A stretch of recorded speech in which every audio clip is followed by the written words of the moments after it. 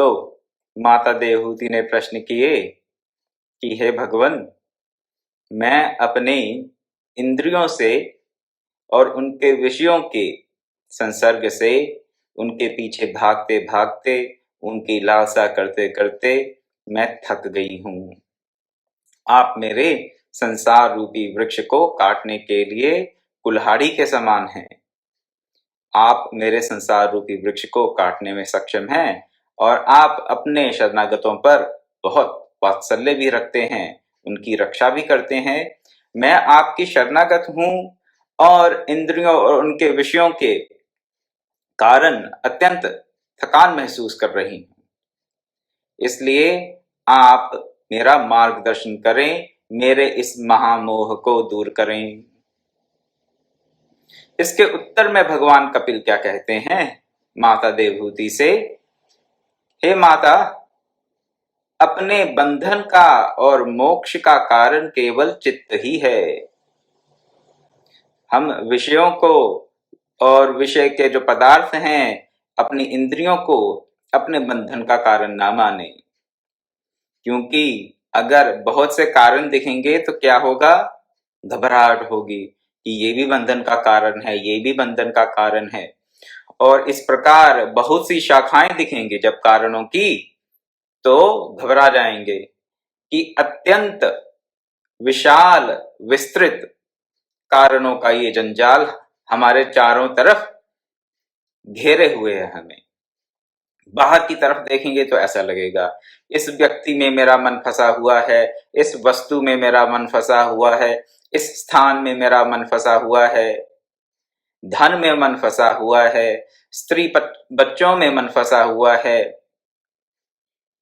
इत्यादि इत्यादि। मन के फंसने के, चित्त के बंधन के तो कई कारण दिखाई देते हैं बाहर, लेकिन इन विविध कारणों को देखते हुए भी देखें कि दूसरी तरफ इसके क्या है। इन सब कारणों के दूसरी तरफ जब बंधन में आती हैं तो दो चीजें आती हैं, दो चीजें होंगी, कोई दो वस्तुएं होंगी तो बंधन में आएंगी। तो बंधा कौन हुआ है? बंधा हुआ है हमारा चित्त। जितने भी बंधन के कारण हमें बाहर दिखाई दे रहे हैं, बंधन के कारण वास्तव में वो नहीं है। बंधन का कारण तो अपना चित्त है, अपने चित्त की उन विषय वस्तुओं में अनुरक्ति है। तो चित्त ही एकमात्र कारण है। पहली तो ऐसी धारणा बनाएं, किसी पे दोषारोपण ना करें, वस्तु विशेष पर, व्यक्ति विशेष पर। जब हम ये सोचेंगे कि ये मेरे बंधन का कारण है, ये मेरे बंधन का कारण है, तब तक बंधन का निवारण नहीं होगा। तो सबसे पहले क्या करें? इस बात की धारणा करें कि बंधन का कारण अपना चित्त ही है और कोई नहीं और कुछ नहीं। बंधन का कारण केवल केवल और केवल अपना चित्त है। जब इस तरह से हम इस बंधन के कारण को अपना लेंगे, एक प्रकार से इसको अपने भीतर देखेंगे, बाहर नहीं। इंग्लिश में एक सेइंग है, कई बार मैं कह देता हूं, as long as the locus of the problem is outside you, you have no power to resolve that problem. एक बार फिर से कहूंगा, as long as the locus of the problem is outside you, you have no control over solving the problem. जब तक हमें ये लगता है कि जो भी बंधन है उसका कारण हमारे बाहर है, तब तक हम उस बंधन से मुक्ति नहीं पा सकते। बंधन का कारण हमारे भीतर होगा तो वो हमारे अधीन होगा, हम फिर उसको सुलझा पाएंगे। अगर हम फिर सुलझा लेते हैं तो बंधन से मुक्त हो जाएंगे। तो केवल और केवल चित्त ही, हमारा चित्त, किसी और का चित्त नहीं, हमारा चित्त ही बंधन का कारण है। ऐसी धारणा होगी तो फिर हम चित्त शुद्धि का प्रयास कर सकते हैं। चित्त की शुद्धि होगी तो इंद्रियां और उनके विषयों से विरक्ति होगी, तो मुक्ति तो फिर स्वतः प्राप्त हो जाएगी। फिर मुश्किल तो है, लेकिन उतना मुश्किल नहीं है। जब हमें बंधन के हजारों कारण दिखाई देंगे तो आप कौन कौन से कारण का निवारण करेंगे? एक कारण होगा तो उस पर व्यवसाय का बुद्धि, एकाग्र बुद्धि के साथ उसका निवारण संभव है। हजारों कारणों का हम निवारण करने में अपने आप को अक्षम पाएंगे। तो अशुद्ध चित्त बंधन का कारण है और शुद्ध चित्त मुक्ति का कारण है, पहला सिद्धांत। फिर बताते हैं कि चित्त की शुद्धि कैसे हो। सत्संग से। सत्संग से क्या प्राप्त होगा? कथाएं प्राप्त होंगी भगवान की, भगवत कथाओं का और सत्कथाओं का श्रवण मिलेगा। सत्कथाओं के श्रवण से क्या होगा बताते हैं। पहले तो श्रद्धा जागेगी। श्रद्धा जागेगी तो सत्य के प्रति हमारी थोड़ी धारणा बनेगी, सत्य थोड़ा थोड़ा समझ आएगा। श्रद्धा होगी, सत्य समझ आएगा तो प्रीति होगी। भगवान की महिमा को जानेंगे तो फिर भगवत चरणों में प्रीति होगी, और जब प्रीति होगी उसके बाद फिर भक्ति को हम प्राप्त कर लेंगे। भक्ति को प्राप्त कर लेंगे तो उसके बाद क्या होगा? इस लोक के और परलोक के जितने भी भोग हैं उनसे हमारा वैराग्य हो जाएगा। इस लोक के और परलोक के जितने भी, परलोक कहां तक के? ब्रह्मलोक तक के जितने भी भोग हैं, ब्रह्मलोक तक के, जहां से पुनरावृत्ति संभव है। भगवान कृष्ण ने गीता में कहा, आब्रह्म भुवर्नालोका पुनरावृत्तिरो अर्जुन। ब्रह्मलोक से ब्रह्मलोक तक जाकर भी हमारी पुनरावृत्ति हो जाती है, वापस इस लोक में आ जाते हैं। तो जितने भी परलोक हैं भांति भांति के, उनसे हमारी विरक्ति हो जाएगी, उनके भोगों से हमारी विरक्ति हो जाएगी। किससे? भक्ति की प्राप्ति से। अब एक भक्ति को प्राप्त व्यक्ति जो विरक्ति को भी प्राप्त है वो क्या करेगा ये बताते हैं आगे।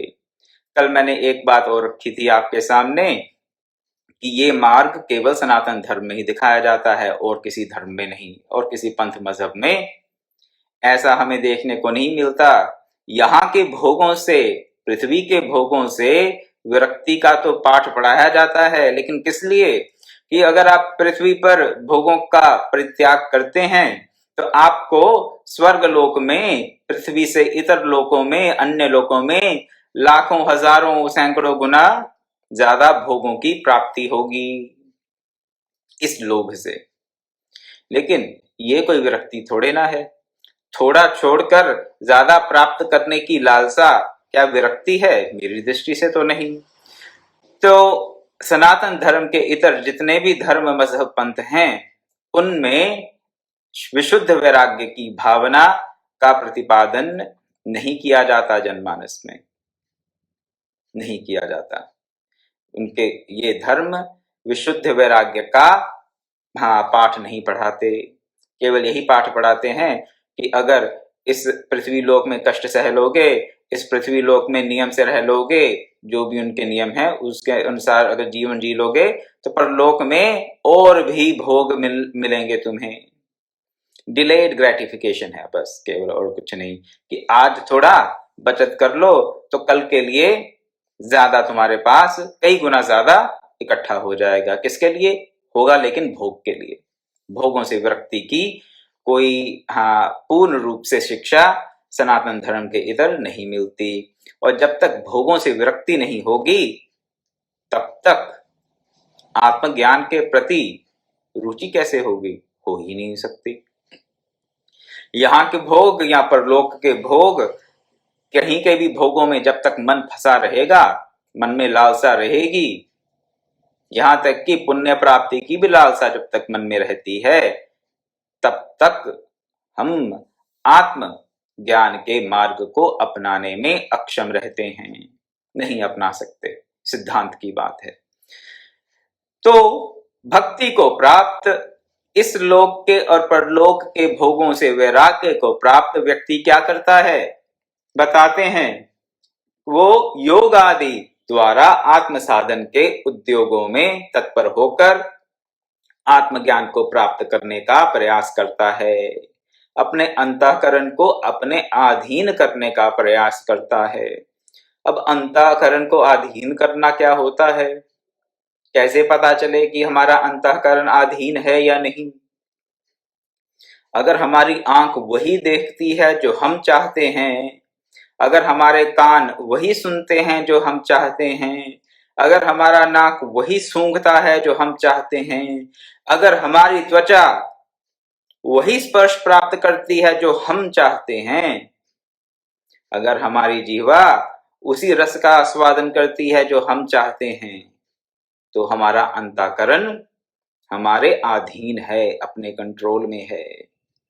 अंतःकरण को यहां पर आप मन बुद्धि ले लें।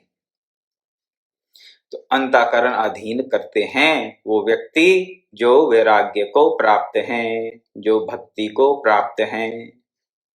और जब तक वैराग्य नहीं होगा तब तक अंतःकरण अपने अधीन नहीं होगा।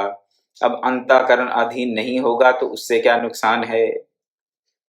नुकसान ही नुकसान है। मेरी दृष्टि से क्या नुकसान है कि इंद्रियां आपके वश में नहीं है, आपका मन आपके वश में नहीं है, तो आप इंद्रियों और मन के पीछे भागेंगे। भागेंगे तो भागते भागते थक जाएंगे, क्योंकि इंद्रियां तो कभी विश्राम को प्राप्त नहीं होने देगी आपको। इंद्रियां शिथिल हो भी जाएं, वृद्धावस्था के साथ साथ, आयु बढ़ने के साथ साथ, अगर इंद्रियां शिथिल हो भी जाएं, तो जो मन है, मन कभी शिथिल नहीं होता। मन तो हमेशा भागता ही रहता है किसी ना किसी विषय के पीछे। इसलिए अपने अंतःकरण को अधीन करें, लेकिन होगा तभी जब हम भक्ति को प्राप्त होंगे, वैराग्य को प्राप्त होंगे। और इस भक्ति का, वैराग्य की प्राप्ति कब होगी?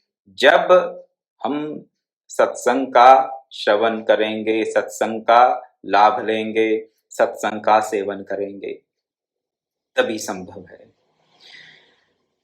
एक बार जब अंतःकरण अधीन करने का प्रयास करता है कोई व्यक्ति, तो कैसे करता है? जितने भी विषय हैं उनसे अपने इंद्रियों को अलग करने का प्रयास करता है शब्द आदि से। और बढ़ते हुए वैराग्य से फिर वो क्या करता है? ज्ञान को प्राप्त करता है, योग को प्राप्त करता है और भक्ति को प्राप्त करता है। अरे भक्ति तो पहले ही प्राप्त कर लिया वो, अब फिर भक्ति को प्राप्त कर रहा है। दोनों भक्तियों में अंतर है। जो पहली भक्ति प्राप्त की, जिसके पश्चात वैराग्य की भावना दृढ़ होने लगी, वो है साधना भक्ति, इनिशियल स्टेजेस की प्राइमरी भक्ति, ऐसा समझ लीजिए। साधन भक्ति है वो भक्ति का सिद्ध स्वरूप नहीं है, वो भक्ति की प्रैक्टिस है, ऐसा समझ लीजिए। साधन भक्ति क्या है? भक्ति की प्रैक्टिस है। भक्ति की पूर्ण रूप से अभी निष्ठा नहीं हुई, दृढ़ नहीं हुई हमारे अंतःकरण में, लेकिन हम उसकी प्रैक्टिस करते हैं। कब करते हैं भक्ति की प्रैक्टिस शुरू? हम जब सत्संग के श्रवण के साथ साथ हमने श्रद्धा उत्पन्न होती है और प्रीति होती है। श्रद्धा होगी, श्रद्धा के साथ साथ भगवान के नाम रूप लीला धाम में हमारा मन लगेगा, जिसको कि प्रीति कहा गया। उसके बाद साधन भक्ति आरंभ होगी। साधन भक्ति या भक्ति की प्रैक्टिस के साथ साथ क्या होगा? वैराग्य की उत्तरोत्तर वृद्धि होगी। वैराग्य की उत्तरोत्तर वृद्धि होगी तो क्या होगा? हम अपने अंतःकरण को अधीन करने के लिए ज्ञान का, अष्टांग योग का और सिद्धा भक्ति का आश्रय लेंगे।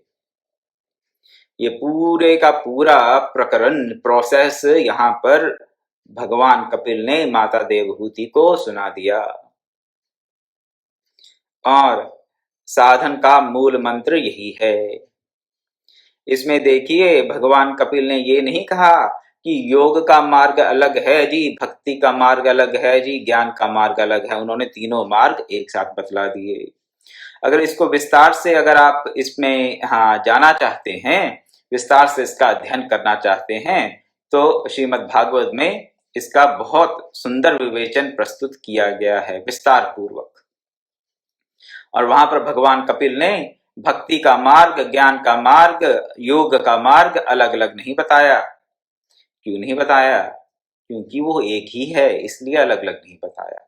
दिखने में भिन्नता अवश्य लगती है, लेकिन यहाँ पर भगवान कपिल सीधा सीधा कह रहे हैं, बड़े हुए वैराग्य के साथ ज्ञान, अष्टांग योग और भक्ति के द्वारा वह व्यक्ति इसी देह में मुझ सर्व अंतर्यामी परमात्मा को प्राप्त कर लेता है।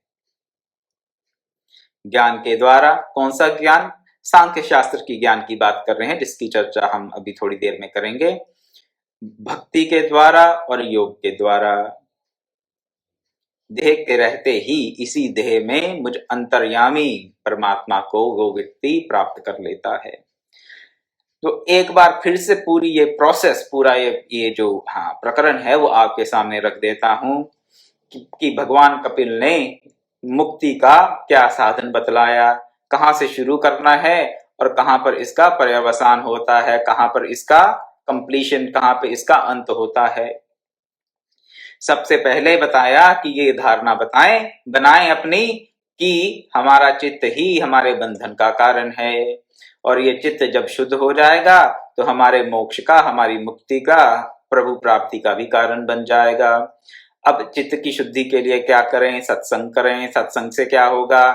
सत्संग में वो कथाएं सुनेंगे जहां से हमें भगवान की महिमा का भान होगा, और भगवान की महिमा का भान होगा, उनके नाम रूप लीला धाम का हम श्रवण करेंगे तो क्या होगा? हमारी श्रद्धा उत्पन्न होगी। श्रद्धा से वो ज्ञान दृढ़ होगा, भगवान के नाम रूप लीला धाम का जो ज्ञान है वो थोड़ा दृढ़ होगा। दृढ़ होने से क्या होगा? फिर प्रीति होगी। प्रीति के साथ फिर भगवत चरणों में हमारी भक्ति होगी। भक्ति के साथ फिर इस लोक और परलोक के भोगों से वैराग्य होगा। एकदम से नहीं हो जाएगा, शनै शनै वैराग्य बढ़ता जाएगा। उस बड़े हुए वैराग्य की भावना से फिर व्यक्ति क्या करता है? आत्म साधन में तत्पर होता है, और आत्म साधन के जो विभिन्न विभिन्न मार्ग हैं उनसे क्या करता है? अपने अंतःकरण को अपने अधीन कर लेता है। उस व्यक्ति की आंख कुछ ऐसा नहीं देखती वो जो नहीं चाहता, उस व्यक्ति के कान कुछ ऐसा नहीं सुनते जो वो नहीं चाहता। तो उस व्यक्ति का अंतःकरण अपने अधीन है, और ऐसे अपने अधीन अंतःकरण वाले व्यक्ति को फिर शब्दादि विषय अपनी तरफ नहीं खींचते, और विषय जब नहीं खींचते तो वो क्या करता है? अपने बड़े हुए ज्ञान के साथ, अष्टांग योग के साथ और भक्ति के साथ इसी शरीर में, शरीर के रहते ही भगवान कपिल देव कहते हैं मुझ अंतर्यामी परमात्मा को वो प्राप्त कर लेता है। ये पूरी प्रोसेस बता दी यहाँ पे भगवान कपिल ने। साधन का पूरा एक फ्लो चार्ट, एक एल्गोरिदम, एक आप जिसे क्या कहते हैं, आप फ्लो चार्ट भी कहते हैं, एल्गोरिदम भी कहते हैं, ह्यूरिस्टिक्स भी कह देते हैं जिसे बिजनेस की भाषा में, वो आपके सामने यहाँ पर भगवान कपिल ने रख दिए। आरंभ कहाँ से करना है? आरंभ करना है सत्संग से। सत्संग से हमारी श्रद्धा जागे, श्रद्धावान लभते ज्ञानम, ज्ञान प्राप्ति के साथ थोड़ा फिर क्या होगा? फिर हमारी प्रीति होगी भगवत चरणों में, प्रीति दृढ़ होगी तो फिर भक्ति की प्राप्ति होगी। फिर उत्तरोत्तर साधन में लगेंगे। साधन तो करना पड़ेगा, इसका तो कोई वो नहीं है, अल्टरनेटिव नहीं है। नान्यत् पंथा विद्यते अयनाय। आजकल क्या काफी समय से कुछ ऐसी धारणाएं, कुछ ऐसे विचारधाराएं प्रचलित हैं जहां पर लोगों को यह बताया जाता है कि तुम तो मुक्त ही हो, आत्मा तो कभी बंधन में आई नहीं, इसलिए तुम मुक्त हो, तुम्हें कुछ नहीं करना है, ऐसा बताया जाता है। किसी प्रकार के साधन की आवश्यकता नहीं है, you don't need to do anything. क्यों भाई? अरे आत्मा तो सदैव मुक्त है। तो आत्मा सदैव मुक्त है, आत्मा कभी बंधन में आई नहीं जब, तो फिर किसी प्रकार की साधन की क्या आवश्यकता है? जो मुक्त है उसकी मुक्ति के लिए क्यों प्रयास किया जाए? इसलिए वो लोग, उस विचारधारा को मानने वाले लोग क्या कहते हैं कि किसी भी प्रकार के साधन की आवश्यकता नहीं है। आप यही सोचो कि आप मुक्त हो तो आप मुक्त हो। बात तो सिद्धांत से ठीक है कि आत्मा कभी बंधन में नहीं आती, लेकिन जब वो आत्मा जीवात्मा बन जाती है, अपने सोर्स से, अपने कारण से विमुख होकर प्रकृति की तरफ देखना आरंभ कर देती है, प्रकृति में भांति भांति की जो विषय हैं उनमें अनुरक्त हो जाती है, उनमें आसक्त हो जाती है, तो फिर बंधन में ना आते हुए भी बंधन में आ ही जाती है। इसका सीधा सीधा सा मैं समाधान ये देता हूं, क्या आपको लगता है कि आप हर प्रकार से मुक्त हैं, आपको कोई बंधन महसूस नहीं होता? अगर आपको किसी भी प्रकार का कोई बंधन महसूस नहीं होता तो फिर किसी भी प्रकार की साधना करने की आवश्यकता नहीं है। और अगर किसी भी प्रकार का बंधन, किसी भी प्रकार की सीमा को आप अनुभव करते हैं तो आपके लिए साधन अत्यावश्यक है। नान्य पंथा विद्यते अयनाय। इसलिए मेरा निवेदन है कि ऐसी विचारधाराओं के प्रभाव में आकर जो आपको ये कहें आप तो पहले से ही मुक्त हैं, आप नित्य आत्मा तो नित्य मुक्त है, भांति भांति के साधनों में ना पड़ें। लोग कह देते हैं ये क्या, फूंकने से, सांस फूंकने से क्या भगवान मिल जाएंगे? प्राणायाम करें तो, अग्निहोत्र करें तो, क्या लकड़ियां जलाने से और उसमें अग्नि प्रज्वलित करने से, उसमें कुछ आहुतियां देने से भगवान मिल जाएंगे? नहीं, ऐसा बोलते हैं। क्या भूखे फाके मरने से, भूखे मरने से, व्रत करने से भगवान मिल जाएंगे? भगवान कहता है कि तुम भूखे मरो। नहीं नहीं, व्रत कुछ नहीं, ये एकादशी इत्यादि, ये श्रावण का ये। तो क्या मंदिर जाने से भगवान मिल जाएंगे? भगवान क्या मंदिर में बैठे हैं? भगवान तो हर जगह हैं, तो मंदिर क्यों जाएं भाई? मंदिर जाने से क्या भगवान मिल जाएंगे? मत जाइए मंदिर। क्या शरीर को तोड़ने मरोड़ने से भगवान मिल जाएंगे? भगवान क्या कहते हैं कि ये भांति भांति के ऊट पटांग आसन करते रहो, उससे भगवान मिल जाएंगे? नहीं, उससे भी नहीं मिलेंगे जी। तो क्या ये सब शास्त्र अध्ययन करके भगवान मिल जाएंगे? संस्कृत के प्रकांड विद्वान हो जाएंगे तो भगवान मिल जाएंगे? नहीं मिलेंगे। किसी एक प्रकार का वेशभूषा ध्यान धारण कर लेंगे, किसी प्रकार के धर्म को अपना लेंगे, संप्रदाय विशेष को अपना लेंगे, किसी गुरु को अपना की शरण में चले जाएंगे तो क्या भगवान मिल जाएंगे? कहते नहीं, उससे भी नहीं मिलेंगे। नहीं मिलेंगे, भगवान किसी प्रकार से भी नहीं मिलेंगे। बात सिद्धांत ठीक है, भगवान ये सब करने से नहीं मिलेंगे, लेकिन ये सब प्रक्रियाएं हमें वहां तक ले जाएंगी जहां पर हमारा भगवान वर्ण करने के लिए तैयार हो जाएंगे। भगवान हमारा वर्ण करें उसके लिए तो हमें अपनी तैयारी करनी है। हम भगवान को प्राप्त नहीं कर सकते, सत्य है, लेकिन भगवान हमारा वर्ण करें, हमारा चयन करें, तो उसके लिए तो हमें अपनी तैयारी करनी है। वो तैयारी हम करें, साधना का इतना ही अर्थ रहता है और कुछ नहीं। हम अपने साधन से भगवान को प्राप्त कर लें, अपनी भक्ति से, किसी भी प्रकार के साधन से, योग से, ज्ञान से हम भगवान को प्राप्त कर लें, नहीं। हाँ, इतना अवश्य कर सकते हैं, चित्त शुद्धि का अभ्यास करते रहें। चित्त शुद्ध होगा तो क्या होगा? भगवान स्वयं हमारे पास आएंगे, भगवान स्वयं हमारे पास आएंगे। इसीलिए कहा भगवान ने गीता में भी, 6 अध्याय का 30वां श्लोक है, यो माम पश्यति सर्वत्र सर्वं च मयि पश्यति तस्याहं न प्रणश्यामि स च मे न प्रणश्यति।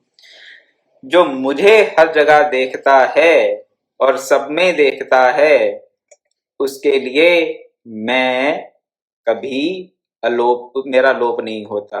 प्रणश्यति यहाँ पे यही लोप अर्थ में लेना चाहिए कि मैं, मेरे लिए कभी उसका लोप नहीं होता और उसके लिए कभी मेरा लोप नहीं होता।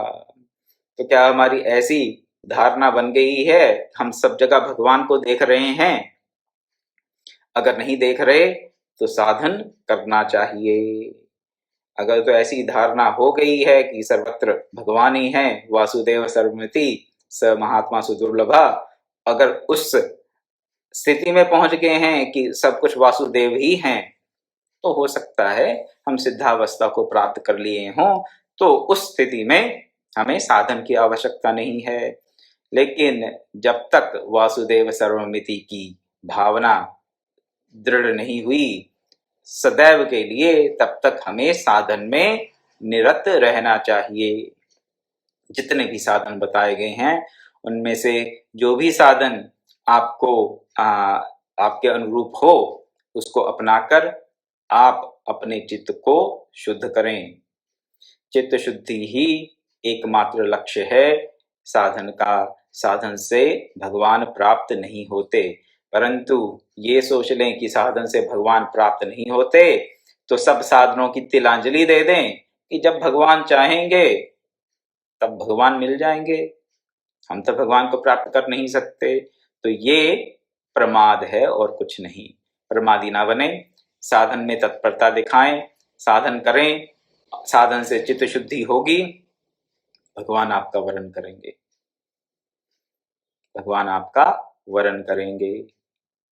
सोई जानी जिन देहि जनाई, जानी तुम्ही हो जाई। तुलसीदास ने भी कहा कि तुमको वही जान सकता है जिसको तुम जना दो, और जब तुम्हें वो जान जाता है वो तुम ही हो जाता है।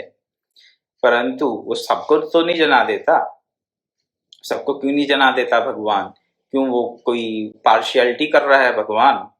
हाँ, कि ये मेरे कोई समुदाय विशेष के लोग हैं, इनको मैं जना देता हूं और इनको नहीं जनाऊंगा। नहीं, भगवान के लिए तो सब सर्वत्र सब कुछ समान है। तो अंतर इतना ही है, जिनका चित्त शुद्ध है वो तो भगवान को सर्वत्र देख लेंगे। जिनके चित्त में अशुद्धि है, जिनके चित्त में अभी भी द्वैत बुद्धि बनी हुई है, वो सब जगह भगवान को नहीं देख सकते। नहीं देख सकते तो भगवत प्राप्ति फिर नहीं हो सकती। तुलसीदास जी ने विनय पत्रिका में भी कहा, है सुख है सपने नहीं द्वैत दर्शन, है सुख नहीं सपन द्वैत दर्शन, बात कोटिन को कहे। है सुख नहीं स्वप्न द्वैत दर्शन, बात कोटिन को कहे। कि आप माफ कीजिएगा, आप करोड़ों बातें कर लीजिए, जब तक द्वैत बना हुआ है तब तक सुख का स्वप्न में भी दर्शन नहीं होगा। इसीलिए यह भावना आए, यो मां पश्यति सर्वत्र सर्वम च मयि पश्यति। हर जगह भगवान दिखें तो अपना चित्त शुद्ध समझें। अगर नहीं दिख रहे तो साधन की पूरी प्रक्रिया यहाँ पर भगवान कपिल ने माता देवहूति को माध्यम बनाकर हमारे लिए प्रस्तुत कर दी।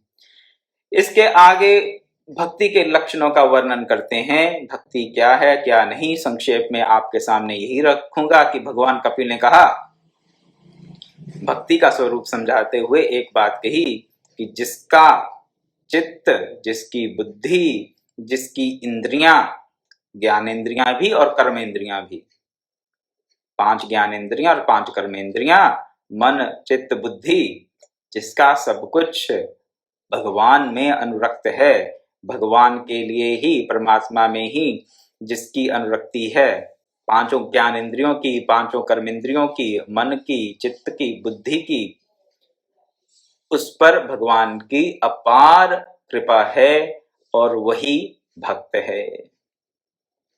तो अगर हम अपने आप को भक्त मानते हैं तो हमको ये असेसमेंट कर लेनी चाहिए कि हम कौन सी कैटेगरी के भक्त हैं, कितनी मात्रा में हम भक्त हैं और कितनी मात्रा में हम विभक्त हैं। क्या हमारी सारी इंद्रियां, ज्ञान इंद्रियां, जानते हैं आप, कर्म इंद्रियां क्या परमात्मा में अनुरक्त हैं सदैव? क्या हमारा मन सदैव परमात्मा में अनुरक्त रहता है? क्या हम बुद्धि से हमेशा भगवान का चिंतन करते हैं? क्या हमारे चित्त में सदैव भगवान की धारणा रहती है? जिसकी रहती है उसको परम भक्त बताया गया, और उस परम भक्त के लिए कहा गया कि उस पर तो प्रभु की अपार कृपा है। तो यह है सिद्धा भक्ति के लक्षण। सिद्धा भक्ति के क्या लक्षण है? हमारी जितनी भी इंद्रियां हैं, 5 ज्ञानेंद्रियां, 5 कर्मेंद्रियां, मन चित्त बुद्धि सदैव परमात्मा का ही ध्यान करे, परमात्मा का ही सेवा करे, परमात्मा के ही नाम रूप लीला गुण धाम इत्यादि का श्रवण करे, दर्शन करे, उन्हीं का गुणगान करे जिह्वा से, वो परमात्मा का परम भक्त है, वो सिद्धा भक्ति की अवस्था है। और इस भक्ति की अवस्था को भगवान कपिल ने मुक्ति से भी ऊपर बताया कि ये तो मोक्ष प्राप्ति से भी अत्यंत उत्तम अवस्था है। मोक्ष प्राप्ति से भी अत्यंत उत्तम अवस्था क्यों बता दिया?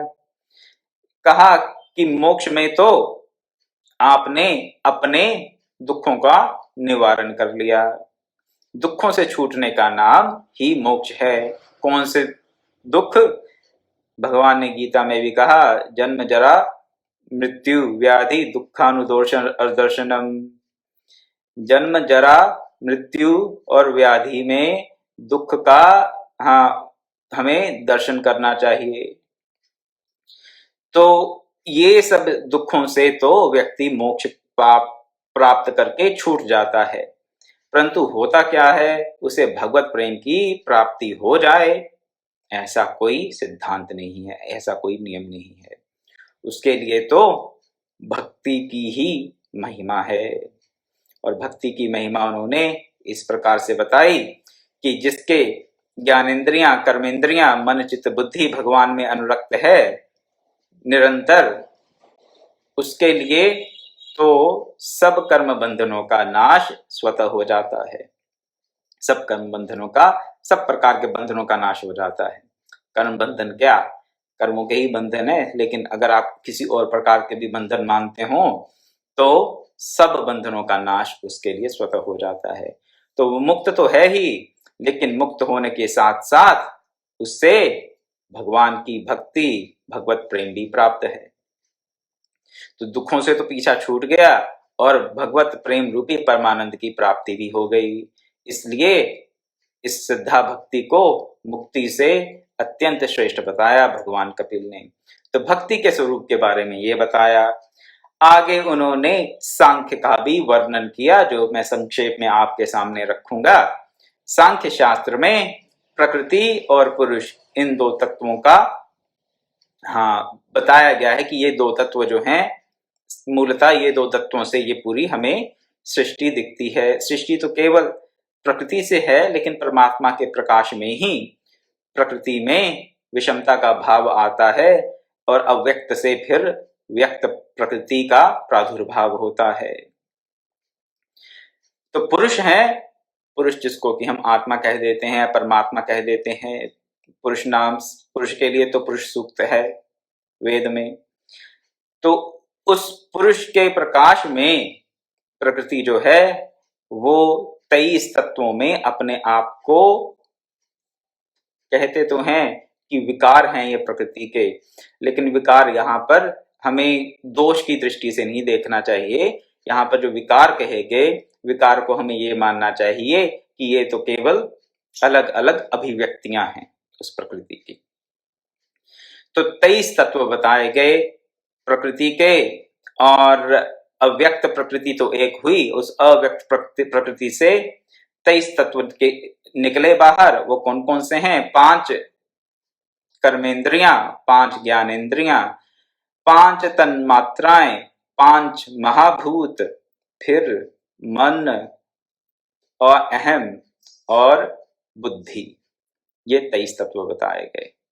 सब कहाँ से आते हैं? अव्यक्त प्रकृति से। और ये जो 23 तत्व हैं, इनको कहा गया व्यक्त प्रकृति। इनका और भी आगे विभाग और विभाजन किया गया है, लेकिन उसके विवरण में ना जाता हुआ आपको सिद्धांत यही बात बताऊंगा कि हमें क्या करना है। प्रकृति और पुरुष के विभाजन को समझना है। पुरुष क्या है और प्रकृति क्या है वो समझ जाएं। और प्रकृति के जो भी अंग हैं हमें दिखाई दे रहे हैं, जिनका हम अनुभव करते हैं, वो हम नहीं हैं। हम क्या नहीं हैं? हम ना ज्ञान इंद्रियां हैं, ना कर्म इंद्रियां हैं, ना पंच महाभूत हैं, ना तन्मात्राएं हैं, ना मन है। हम ना तो अहंकार हैं, ना ही हम बुद्धि हैं, हम केवल और केवल वो शुद्ध सत्वमय पुरुष हैं। इसका हमें भान होना चाहिए। सांख्य शास्त्र का ये सिद्धांत है और इस प्रकार से सांख्य शास्त्र के ज्ञान से भी भगवान कपिल ने मुक्ति का साधन हमें बतलाया। ये सब बातें बतलाते हुए माता देवहूति के अंतर में ज्ञान की ज्योति प्रज्वलित हो गई और उन्होंने अपने पुत्र का अत्यंत सत्कार करते हुए धन्यवाद किया कि आपकी प्रभाव से, आपकी वाणी से मुझे क्या प्राप्त हुआ? भगवत बुद्धि। अब भगवत बुद्धि प्राप्त हो गई और उन्होंने कहा कि मेरे अज्ञान का पर्दा अब हटता जा रहा है। अज्ञान का पर्दा हटता जा रहा है, इसलिए माता देवहूति फिर साधन में प्रवृत्त हुई।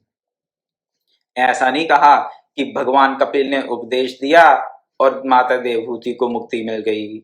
ये चमत्कार नहीं है, यहाँ पे कोई भी साधन करना ही पड़ेगा। ये चमत्कार वाले जो चक्कर में हम पड़ जाते हैं वो हमें अधोगति की तरफ लेके जाते हैं। कोई गुरु, कोई महापुरुष अगर ये कहे कि मैं आपके सिर पे हाथ रख दूंगा और आप मुक्त हो जाएंगे, अरे प्रसंगवश बहुत सी बातें याद आ गई लेकिन अब कुछ कहूंगा नहीं, लेकिन ऐसे चक्रों में नहीं पड़ना। कई लोग तो ये कहते हैं कि हमारे गुरु से दीक्षा लेता वो ब्रह्म ज्ञानी हो जाता है। दीक्षा दे दी मतलब दीक्षा देने के साथ ही ब्रह्म ज्ञानी हो गए। ना ना ना, ऐसे नहीं होता, साधन करना ही पड़ेगा।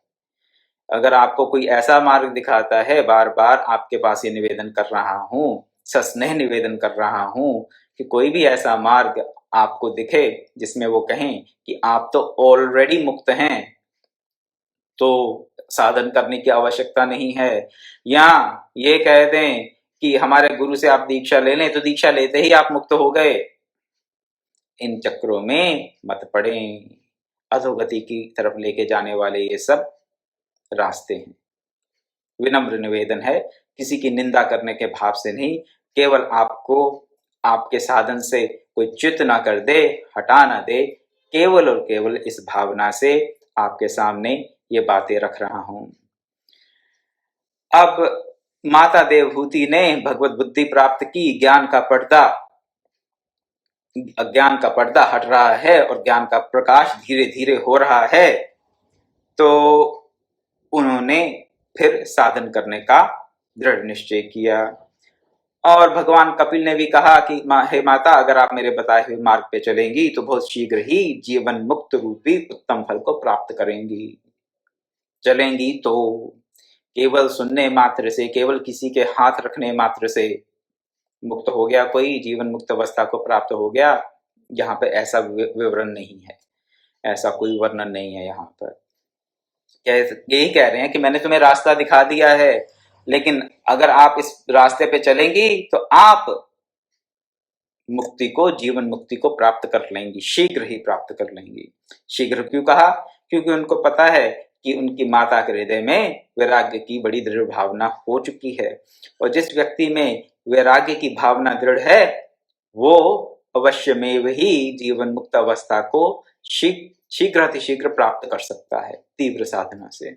इसमें कोई संशय नहीं है। ज्यादा समय नहीं लगता, ज्यादा समय नहीं लगता।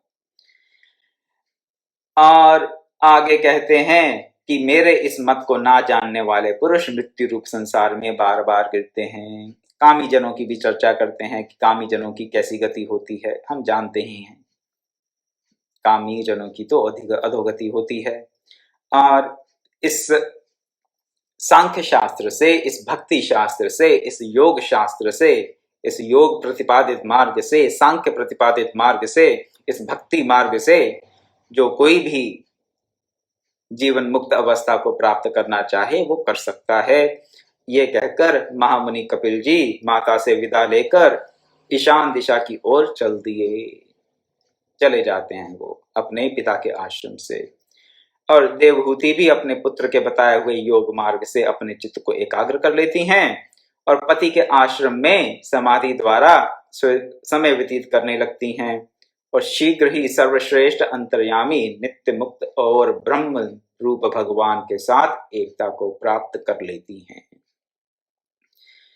तो भगवान कपिल चले जाते हैं, विरक्ति का मार्ग अनुसरण करके पिता के आश्रम को छोड़कर ईशान दिशा में चले गए, और माता देवहूति ने अपने पति के आश्रम में रहकर ही साधन के द्वारा एकाग्र बुद्धि को प्राप्त करके क्या किया, उस परम पिता परमात्मा के चरणों में स्थान प्राप्त कर लिया। और इस स्थान को केवल उन्हीं ने प्राप्त किया, हम नहीं कर सकते। ये तो सतयुग की बातें हैं, हम तो कलयुग में रहते हैं, हम कलयुग में ये सब साधन कैसे कर सकते हैं? ये सब प्रमाद है और कुछ नहीं, आलस्य है और कुछ नहीं। तो बार बार मेरा यही निवेदन है कि वैराग्य संपन्न बुद्धि से अगर हम साधन करेंगे तो इसी जीवन में जीवन मुक्त अवस्था को प्राप्त कर लेंगे, इसमें कोई भी संशय नहीं रखना चाहिए। बहुत जन्म लगेंगे, बहुत बड़ी बात है, हम बहुत छोटे लोग हैं, हमारा तो जीवन ही बहुत निकृष्ट है, हमें तो शुरू से किसी ने कुछ समझाया ही नहीं, हमारी आधी आयु तो ऐसे ही निकल गई या पूरी आयु ऐसे ही निकल गई, इत्यादि इत्यादि इत्यादि। जितने भी मन में इस प्रकार की बातें आए उनको एक किनारे करके वैराग्य अपनाकर इस लोक के भी भोगों से और परलोक के भी भोगों से सत्संग करें, भगवत बुद्धि से, भगवत भजन से अपने चित्त को शुद्ध करें, तो फिर आगे के रास्ते अपने आप आपको भगवान किसी ना किसी रूप में आके बताएंगे ही बताएंगे। जब आपको दिशा निर्देश की आवश्यकता होगी तो भगवान किसी ना किसी रूप में आप आकर आपको दिशा निर्देश देंगे ही। गाइडेंस की कमी नहीं है। जो हमें लगता है गाइडेंस की कमी है, गाइडेंस की कमी बिल्कुल नहीं है, बिल्कुल नहीं है। इस बात को आप ध्यान रखें। अगर किसी बात की कमी है तो इस एक ही बात की कमी है कि हमारे में वैराग्य की कमी है। हमें अब भी संसार रूपी वृक्ष बड़ा प्रिय है। हम अब भी किसी संत महात्मा से और भगवान से ये प्रार्थना करके नहीं कह सकते कि इस संसार रूपी वृक्ष को काट डालिए। आसक्ति घटाएं, घटेगी कैसे? सत्संग से। मैं घड़ी देख रहा हूँ, ऐसा नहीं कि मेरे भान नहीं है कि आज थोड़ा समय ऊपर हो गया, लेकिन मेरा आज ये ऐसी धारणा थी कि भगवान कपिल मुनि की जो कथा है उसका आज समापन कर दिया जाए, इसलिए समय थोड़ा ज़्यादा हो गया। लेकिन आप सब लोग इस बात का ध्यान रखें, इसका मनन चिंतन करें कि अपने जीवन में वैराग्य को कैसे बढ़ाया जाए, विरक्ति की भावना दृढ़ कैसे होगी, तो सत्संग से ही। लेकिन उसके इतर भी जो भी साधन आप कर सकें अवश्य करें। अपने जीवन में विरक्ति की भावना को दृढ़ करते हुए, सत्संग का श्रवण करते हुए, साधन करते हुए हम उसी मार्ग से उसी परम पद की प्राप्ति करें जो माता देवहूति ने की, तो उससे हम अपने आप को कृतार्थ कर लेंगे और मानव जीवन के परम लक्ष्य को प्राप्त कर लेंगे। कर सकते हैं सब, बार बार कह रहा हूँ, सब कर सकते हैं, सब कर सकते हैं। किसी भी काल में कर सकते हैं, किसी भी अवस्था में कर सकते हैं। इसमें कोई भेदभाव नहीं है भगवान का या सृष्टि का। उसके लिए भगवान की कृपा सब पर एक जैसी बनी हुई है, किसी पर कम या किसी पर ज़्यादा नहीं है। इस बात का ध्यान करते हुए मैं अपनी वाणी को यहीं विराम देता हूँ और आप सबके, सब श्रोताओं के साधन के पथ में किसी प्रकार की कोई बाधा ना आए, ऐसी प्रार्थना करते हुए, आपके मन में वैराग्य की भावना दृढ़ हो, ऐसी प्रार्थना करते हुए अपनी वाणी को विराम देता हूँ। ओम पूर्णमदः पूर्णमिदं पूर्णात् पूर्णमुदच्यते पूर्णस्य पूर्णमादाय पूर्णमेवावशिष्यते। ओम शांति शांति शांति। हरि ओम तत्सत्।